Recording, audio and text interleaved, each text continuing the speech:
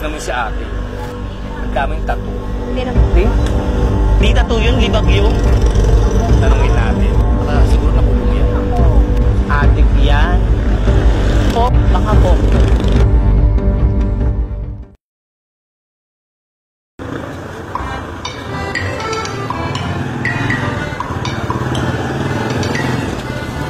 Uy, bakla ka. Ano naman? Dito ka lang pala.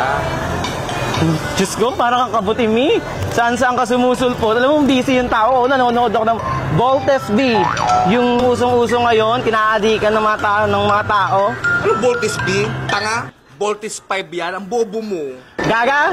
Voltes B, ayan, victory yung nakalagay sa logo nila. Bobo ni bakla. Letter B. Kasi nga Roman numeral. Pero number 5 ang basa dyan. Sino yung chichismis mong bugak ka? Truth, ang dami, nakaka-dirty ng screen. Adik kaya yan? Tanungin natin. Kundi adik pokpok yan. Tanungin natin. Ate! Tara nga, may tatanungan kami sa'yo. Bakit ang dami mong tattoo? Saan ka ba nagpatato ng ganyan? Dyan lang sa Luzon Ave. May nagtatato kasi doon eh. Saan ka ba nakatira kasi? Diyan kita nakita dito. Dito lang. Malapit lang. Sa Turon? Sana hindi ka nagpapatato ng ganyan karami. Kasi tingnan mo, ang dumi-dumi tingnan ng pangit. Tapos parang ang sakit-sakit pa. Hindi naman. Pag bandang braso, hindi naman siya masakit. Kasi may tattoo rin naman ako sa likod. Yun yung mas masakit.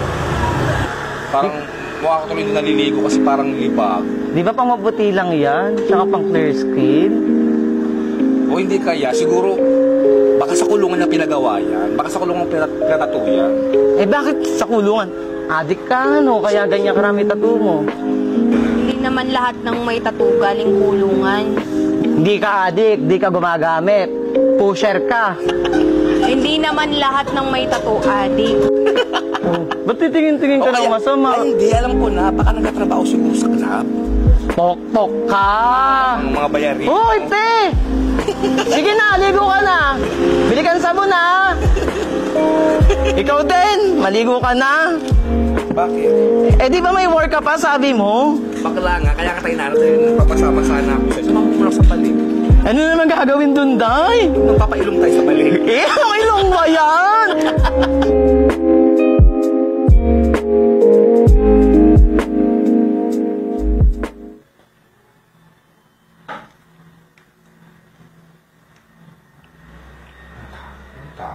May tao ba?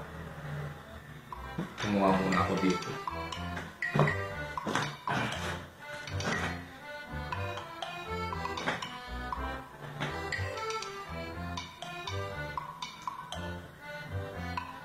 Kampos yung PC.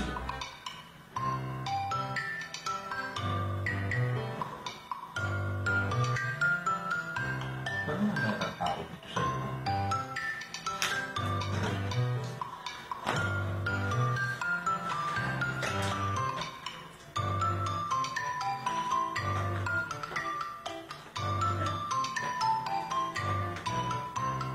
Kaya nang pumasok kung papasok ang bilat.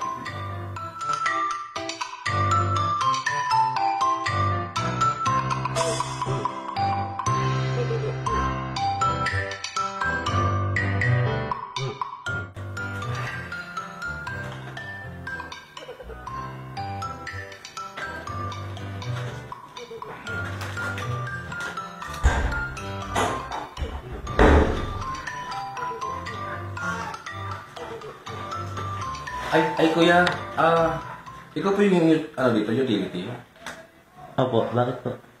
Kasi kanina pa ako naghihintay, mukhang wala naman yatang aplikante sa loob Ako po sana yung mag-a-apply. Mukhang ako na lang yung huling aplikante dito kaya... Pwede mo bang pakicheck sa loob kung may tao? Parang busy pa si mami.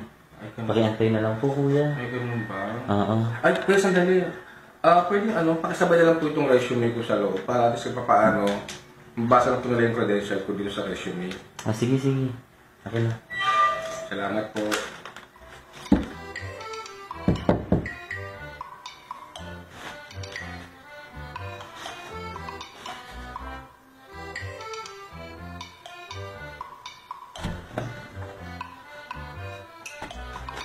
Uy, ikaw na daw. Sige po.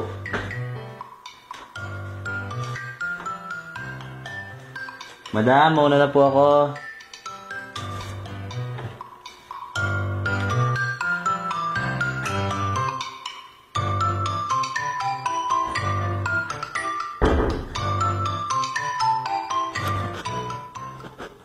Good afternoon po, ma'am. You may sit down. Thank you. Bali, ako nga po pala yung nag-a-apply, ma'am. Nare-review ko lang yung resume mo.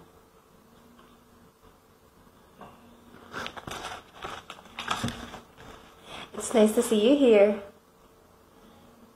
And it's nice to know that you are interested with our company.